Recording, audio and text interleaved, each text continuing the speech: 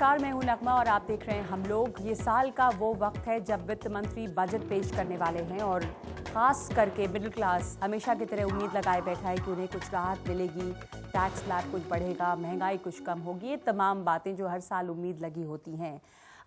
इस दफ़ा जो इकोनॉमिक सर्वे आया है वो ये संकेत दे रहा है कि ग्रोथ की जो रफ्तार है वो सुस्त पड़ रही है। क्या उम्मीद लगाई जाए? इकोनॉमिक सर्वे के जो संकेत हैं वो कितने, उस पर कितना भरोसा किया जाए? जो संकेत है उससे कुछ अलग भी तस्वीर हो सकती है क्या? महंगाई घटेगी नहीं घटेगी? तमाम बातों पर चर्चा करने के लिए हमारे साथ स्टूडियो में एक वरिष्ठ पैनल मौजूद है जिनसे हम समझना चाहेंगे कि उम्मीद क्या क्या लगाई जानी चाहिए, किस सेक्टर में क्या उम्मीद है। हमारे साथ डॉक्टर संबित पात्रा हैं, बीजेपी के प्रवक्ता। हमारे साथ हिमांशु जी हैं जो एसोसिएट प्रोफेसर हैं of economics at centre for study of regional development. हमारे साथ संजीव बजाज हैं जो एमडी हैं बजाज कैपिटल के। Rahul Gupta, vice chairman export promotion council. हमारे साथ डॉक्टर सुचिन बजाज हैं, founder director of Cygnus hospital, और टी हक जो चेयरमैन है committee on agriculture and leasing. Sambit Patra, economic survey का जो संकेत हर तरफ एक बात आई कि रफ्तार जो है ग्रोथ की वो स्लो पड़ रही है। हालांकि ये भी बात बहुत जगह आई है कि जो इकोनॉमिक सर्वे है उससे कहीं अलग होता है जब बजट पेश होता है तो। पर अभी इकोनॉमिक सर्वे के बाद किस तरह का मूड लोगों को रखना चाहिए? इकोनॉमिक सर्वे इकोनॉमिस्ट देते हैं और वो गवर्नमेंट से एक आर्म्स डिस्टेंस में रह के देते हैं। और मैं आपके चैनल के शो को देख रहा था, प्रणय रॉय साहब ने कहा कि 15 वर्ष से वो इकोनॉमिक सर्वे कवर कर रहे हैं, मगर इस प्रकार का इकोनॉमिक सर्वे आज तक अपने जीवन काल में उन्होंने कभी देखा नहीं है। इतना सटीक और इतना कॉम्प्रिहेंसिव इकोनॉमिक सर्वे इस बार का है। मोटी मोटी बातें हमें समझना है कि इकोनॉमिक सर्वे ने कहा है कि ग्रोथ जो है वो 7 से लेके 7.75% तक ग्रोथ रहेगा, प्रोजेक्शन इस बीच में रहेगा। विषय यह है कि आप अगर ग्लोबल इकोनॉमी को देखें तो आप पाएंगे कि कहीं ना कहीं 20-25 वर्षों में इस प्रकार का स्लंप कभी ग्लोबल इकोनॉमी में, रिसेशन में नहीं आया था। एक बहुत ही खराब परिस्थिति पूरे विश्व में है। इस खराब परिस्थिति में भारत कैसा कर रहा है ये देखना पड़ेगा। अच्छे परिस्थिति में ब्लोइंग विद द विंड आगे बढ़ जाते हैं, ये कहानी नहीं बनती है। मगर जब विपरीत दिशा में हवा बह रही हो, वैसे में अगर आप आगे बढ़ते हैं and you are one of the best economics, fastest growing large economies of the world, तब वो अपने आप में एक बहुत अच्छी खबर बनती है। और मुझे लगता है ये सरकार का कॉन्फिडेंस बिल्डिंग मेजर ऐसा रहा है कि अपने कार्यकाल में इस प्रकार की ग्रोथ को प्रोजेक्ट कर पाए। हिमांशु, क्या आप इससे सहमत हैं कि विपरीत हवा रहे उसके बावजूद हवा का रुख आपके हक में नहीं है? क्या बावजूद उसके भारत एक ग्रोइंग इकोनॉमी या फास्टेस्ट ग्रोइंग इकोनॉमी बना रहेगा या बना हुआ है? जो रुपये की हालत है, मुकाबला उसका आप कीजिए चाहे पाउंड से या डॉलर से, आपको लगता है कि रुपए की ताकत बनी रहेगी? रुपए की ताकत से भी ज़्यादा ज़रूरी है कि जब हमें पूरे इकोनॉमिक सर्वे को एक बड़े पर्सपेक्टिव में देखना पड़ेगा। सिर्फ ग्रोथ रेट 7 से 7.5% होगा, वहाँ पे रेस्ट्रिक्ट करना जो है उचित नहीं होगा, क्योंकि इकोनॉमी काफ़ी कॉम्प्लेक्स है। और जो चीज़ें संबित बता रहे थे कि पूरे विश्व स्तर पे एक तरीके के बंदी आई हुई है, कंट्रीज़ ये कर रहे हैं, उसमें जो है हमारा देश जो है वो बेहतर कर रहा है।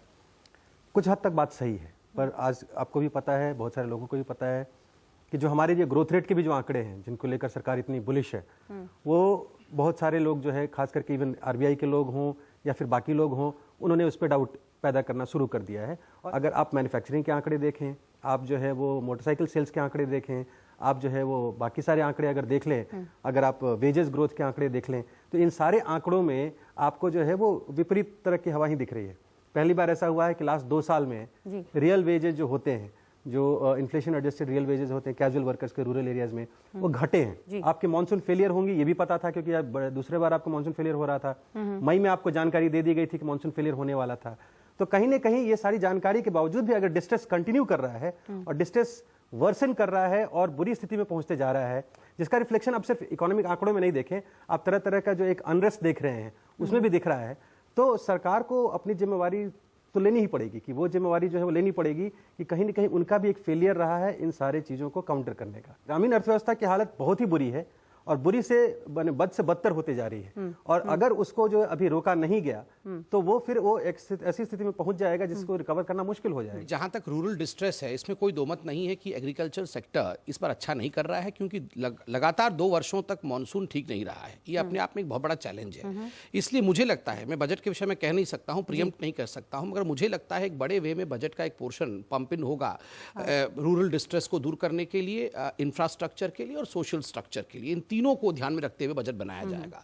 मगर चूंकि इस प्रकार का एक माहौल डिस्ट्रेस का रहा गांव में, ग्रामीण क्षेत्र में, तो इस कारण से प्रधानमंत्री ने जिस प्रकार का क्रॉप इंश्योरेंस पॉलिसी उन्होंने लॉन्च किया, वो अपने आप में ऐतिहासिक है। आप देखिए, सबसे मिनिमम प्रीमियम, कैपिंग नहीं है, कैपिंग हटा दिया गया, जल्दी त्वरितता के साथ उसको आप किसान तक पहुंचाएं, यह भी है। मिनिमम सपोर्ट प्राइस, वह भी हमने देखा। और मैं आपको बताता हूं, इस सरकार ने अपने पहले बजट से ही सबसे बड़ा एम्फेसिस कहीं दिया है रूरल डिस्ट्रेस को दूर करने के लिए, तो वो ग्रामीण सड़क पर दिया है। मैं नहीं कह सकता हूं बजट में क्या होगा, मगर मुझे लगता है ग्रामीण सड़क का जो क्षेत्र है, जो कि यूपीए के समय बिल्कुल ठप पड़ गई थी, 8,000 करोड़ मात्र उसमें पंप किया गया था, 16,000 करोड़ हमने पंप किया है 60:40 रेशियो में। 60 सेंटर देगी तो 40, तो कुल मिला के देखिएगा 3 गुना बढ़ोतरी बजट का जो अलॉट होता था वो ग्रामीण सड़क पे जाएगा। और जब ये पूरा नेटवर्क फैलेगा, उस पे एम्प्लॉयमेंट भी जनरेशन होगा और उससे बाकी चीजों में भी संभाल। मैं 2 एग्जाम्पल आपको दूंगा। पहला, फूड सिक्योरिटी एक्ट आपको जो है वो 1 अगस्त 2014 को लागू कर देना था। आज 2016 में अभी तक वो लागू नहीं हुआ है। आप, क्योंकि वो जो है वो ग्रामीण व्यवस्था को एक बूस्ट दे सकता था। नरेगा के बारे में नेगेटिव बातें हुई, अभी जाके सरकार बोल रही है कि नरेगा बहुत अच्छा है, पर आपको भी पता है कि नरेगा के बारे में नेगेटिव बातें की गई, उसके परफॉर्मेंस कम किया गया, पैसे कम किए गए। ये सारी चीजें जो है मुझे लगता है कहीं ना कहीं कि सरकार का जो है डॉक्टर हक को इसमें शामिल करना चाहती हूँ, चूंकि आप committee on agriculture and leasing में रहे हैं, नीति आयोग में रहे हैं, आप जो ग्रामीण व्यवस्था की हालत है और जो बातें हिमांशु कह रहे हैं, आप उससे सहमत है कि अनदेखी हुई है? मैं तो ये कहूँगा कि ग्रामीण और खास करके कृषि क्षेत्र में जो प्रॉब्लम्स हैं, उसको देखते हुए पिछले दिनों में, पिछले खास करके 1 साल में सरकार ने जो कुछ इनिशिएटिव्स लिया है, बहुत ही महत्वपूर्ण इनिशिएटिव्स है मैं कहूँगा। उसका सबसे बड़ा इम्पोर्टेंट एग्जाम्पल है प्रधानमंत्री फसल बीमा योजना। For the first time Indian history में, पहले भी बीमा ये होती थी किसी के लिए, लेकिन फॉर द फर्स्ट टाइम इतना कॉम्प्रिहेंसिव वे में टारगेट करना, फसल बीमा योजना। पहले करीब करीब 20 से 23% कवरेज होते थे, अब हमारा टारगेट है कि कम से कम 50% हो। और इसका कितना असर आपको असर होगा? देखिए, 2 तरह से साइमल्टेनियसली गवर्नमेंट पैरेलली बहुत कुछ और कर रही है। जैसे लैंड लीजिंग कमेटी की बात आपने किया, उसमें हम कोशिश कर रहे हैं कि जो टेनेंट फार्मर्स है, जो शेयर क्रॉपर्स है, उनको कोई फ़ायदा अभी तक नहीं मिलता था किसी भी इंश्योरेंस का, चाहे क्रेडिट का या रिलीफ का। फॉर द फर्स्ट टाइम उनको रिकॉग्नाइज करके कैसे बेनिफिट्स दिया जाए, उसकी मतलब लिए कोशिश जारी है।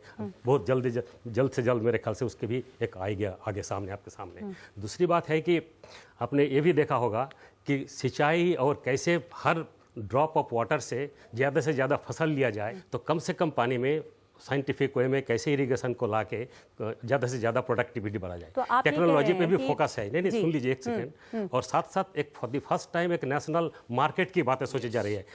राष्ट्रीय तौर पे कृषि मंडी के लिए और ई ट्रेडिंग करके लोकल लेवल पे भी किसान अपना मार्केट इन्फॉर्मेशन गैदर करके किसी भी मार्केट में ऑनलाइन ट्रेडिंग कर सकते हैं। लेकिन उसके लिए कुछ और भी इंस्टीट्यूशनल अरेंजमेंट्स करने की जरूरत पड़ेगी। ऑलरेडी उस तरह के एफर्ट्स चल रही है। जो तमाम एफर्ट्स हैं, उससे ये लग रहा है कि किसानों के अच्छे दिन तो आएंगे, उम्मीद है इस बजट में और भी कुछ होगा। हालांकि ग्रामीण अर्थव्यवस्था की हालत अभी उतनी सही नहीं लग रही है। नहीं, बिल्कुल रिवाइव होगा, बिल्कुल रिवाइव होगा, बिल्कुल रिवाइव होगा, बिल्कुल रिवाइव होगा। इसी तरह से टाइम लगता है, लेकिन मेरे ख्याल से अगर इसी तरह से इन चीज़ों को ढंग से इंप्लीमेंट किया जाए स्टेट गवर्नमेंट के कोऑपरेशन से, चूंकि देखिए इसमें स्टेट गवर्नमेंट की भी भागीदारी है। सेंट्रल गवर्नमेंट अगर 50% प्रीमियम सब्सिडी देती है तो स्टेट गवर्नमेंट को भी 50% देना है। कोई गवर्नमेंट अभी जैसे आनाकानी कर रहे थे, मैंने देखा है, तो वो अगर आनाकानी करेंगे तो फिर इंप्लीमेंट नहीं होगा। तो इसलिए तालमेल स्टेट और सेंटर में बहुत जरूरी है।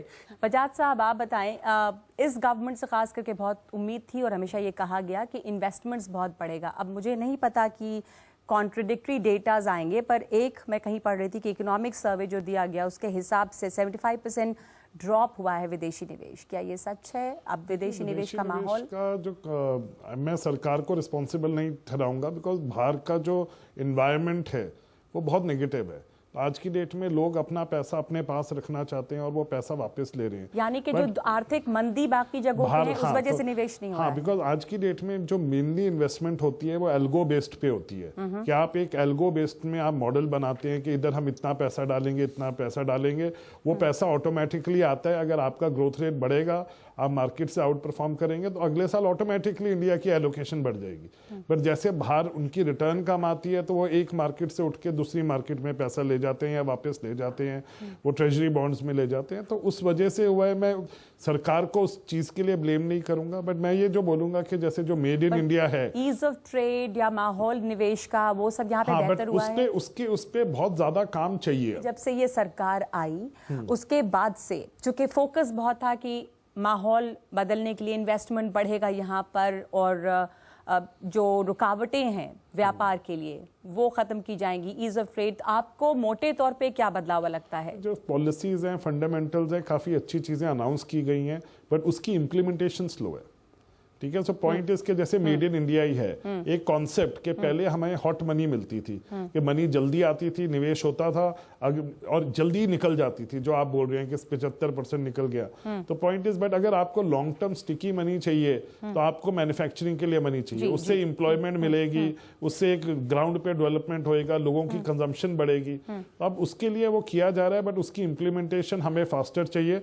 और एक जो इक्विटी मार्केट के लिए जो फोकस होना चाहिए था वो गवर्नमेंट ने फोकस नहीं दिखाया। जैसे अगर ELSS स्कीम्स ही लेते हैं, आज की डेट में 80C बेनिफिट में एक सेपरेट सेक्शन होना चाहिए 50,000 लाख रुपए का, जो खाली लॉन्ग टर्म इक्विटी को सपोर्ट करने के लिए कि जो इंडस्ट्री है, कंपनीज हैं, उसको पैसा जाए और लॉन्ग टर्म का पैसा जाए, वो नहीं किया गया। आज की डेट में बात की जा रही है कि कैपिटल गेन्स जो इक्विटी म्यूचुअल फंड में 1 साल पे लगता था, अब उसको 3 साल कर देंगे, तो वो बहुत नेगेटिव है। पैसा जाएगा। लास्ट ईयर डेट कि उसको मैं कर दिया कि 3 साल में, अगर 3 साल के बाद आपको इंडेक्सेशन बेनिफिट मिलेगा। अब उससे कॉर्पोरेट्स के लिए जो कैश फ्लो है वो टाइट हो रही है। तो आप एक जगह बोल रहे हैं कि ठीक है हम मेड इन इंडिया कर रहे हैं, हम बढ़ाना चाहते हैं, दूसरी जगह आप ये नहीं देख रहे कि आप उनको एटलीस्ट कैश फ्लो पैसा देंगे तभी तो वो इन्वेस्ट करेंगे। तो वो थोड़ा सा दोनों का एक मिक्सचर नहीं है। संबित, आप कुछ कहना इस पर चाह रहे हैं? मैं सिर्फ इतना कहना चाहता था, जहाँ तक ईज ऑफ डूइंग बिजनेस है, वो तो आंकड़ों के आधार पर आप देखिए, अभी वो आंकड़े रिलीज हुए थे, हम 12 पॉइंट ऊपर आए हैं। अर्थात जो ईज ऑफ डूइंग नहीं थी पहले, वो अब हम 12 पॉइंट ऊपर आके अच्छे तरीके से ये कर रहे हैं। और आज India one of the most important greenfield investment के लिए जाना जा रहा है। इन्वेस्टमेंट घटा क्यों है? क्या अब एक्सटर्नल फैक्टर्स हैं, क्या वजह है? नहीं, देखिए इन्वेस्टमेंट, फॉरेन इन्वेस्टमेंट्स यहाँ पे बढ़ा, कमिटेड इन्वेस्टमेंट तो है ही, और उस आधार पर 39% FDI की ग्रोथ हुई है जब से सरकार आई तो है। फिर ये आंकड़ा क्या है? 75% इन्वेस्टमेंट्स जो हैं वो घटा है? नहीं, वो कमिटमेंट के इस आधार पे तो 39% बढ़ा ही है। और अभी देखते हैं ये जो कमिटमेंट होती है ये तो पूरे सरकार के कार्यकाल में होता है, तो स्वाभाविक रूप से FDI बढ़ा है। और जो ईज ऑफ डूइंग बिजनेस है वो भी हमारा बहुत बेहतर हुआ है, 12 पॉइंट ऊपर गया। राहुल, आपको क्या लगता है? बीजेपी सरकार के आने के बाद ईज ऑफ डूइंग बिजनेस बढ़ा, इसमें कोई भी दो राय नहीं है। पर जैसे बजाज साहब ने कहा कि चीज़ें बहुत कुछ चालू हो गई, इंप्लीमेंट होने की देरी है, मैं एक बात ज़रूर कहना चाहूँगा, पिछले 15-20 दिन में जो अंतर्राष्ट्रीय बाजारों में हुआ है उससे आगे आने वाली समस्याएं बहुत बड़ी बड़ी नजर आने वाली हैं। जो इकोनॉमिक सर्वे है पिछले पूरे साल का है, जैसे पात्रा साहब ने कहा, बिल्कुल ठीक कहा, अब आंधी काफ़ी तेज़ चलने वाली है, तो जो चीज़ें सरकार ने रोल करी हैं उनको इम्प्लीमेंट करने का बहुत ज़रूरी समय है। अदरवाइज रुपया 75-76 तक भी जाते हुए देर नहीं लगेगी। और अपॉर्चुनिटी की तरह भी देखा जा सकता है इसको, जब और कंट्रीज से पैसा निकलेगा, तो जैसे बजाज साहब ने कहा, अगर हमारी ग्रोथ रेट इंटैक्ट रहेगी तो उसे कहीं ना कहीं जाना होगा। और वो पैसा, क्योंकि अमेरिका में भी स्टॉक मार्केट्स डाउन है, यदि हमारे न्यूमेरिक्स ठीक रहते हैं तो ऑटोमेटिकली एल्गो ट्रेडिंग के कॉन्सेप्ट से अपने आप इन्वेस्टमेंट बढ़ेगी।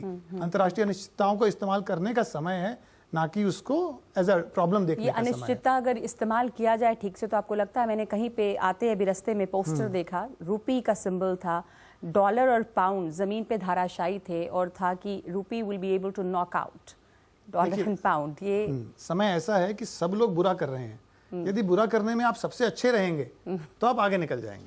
अच्छा, डॉलर लूज कर रहा है, पाउंड भी कंपैरेटिवली लूज कर रहा है। अभी ब्रिटेन जो है वो यूरोपियन यूनियन में रहेगा नहीं रहेगा, उस पर भी बहुत कुछ निर्भर है कि क्या होगा यूरोपियन यूनियन की इकोनॉमी। इन्वेस्टमेंट बैंकर्स अपना पैसा निकाल लेते हैं। अब सोचिए यूरोपियन यूनियन में और यूके में जिसने इन्वेस्ट किया होगा वो अमेरिकन इन्वेस्टमेंट बैंकर्स अपना पैसा निकाल लेंगे। यदि ऐसे में हमारे आंकड़े ठीक रहेंगे तो वो पैसा हमारे पास आ जाएगा, हमारी इकोनॉमी को ग्रोथ का इम्पेटस मिलेगा। मैं पूछना चाहती हूँ डॉक्टर सुचिन बजाज से कि मेडिकल सेक्टर के लिए आपको क्या लगता है, ये पिछले सालों में इस नई सरकार के आने के बाद में क्या कुछ बदला है? आप लोगों को इस बार क्या किस तरह की उम्मीद है? और देखिए, मैं बड़ा स्ट्रांगली बिलीव करता हूँ कि N unhealthy economy can not be a fast growing economy. अगर हमारी पॉपुलेशन हेल्दी नहीं है, अगर हम में से किसी को जुकाम भी हो जाता है तो हम छुट्टी पे चले जाते हैं, 2 दिन काम पे नहीं आ सकते। और हमारी रूरल कम्युनिटी स्पेशली में तो बहुत ज़्यादा प्रॉब्लम्स हैं।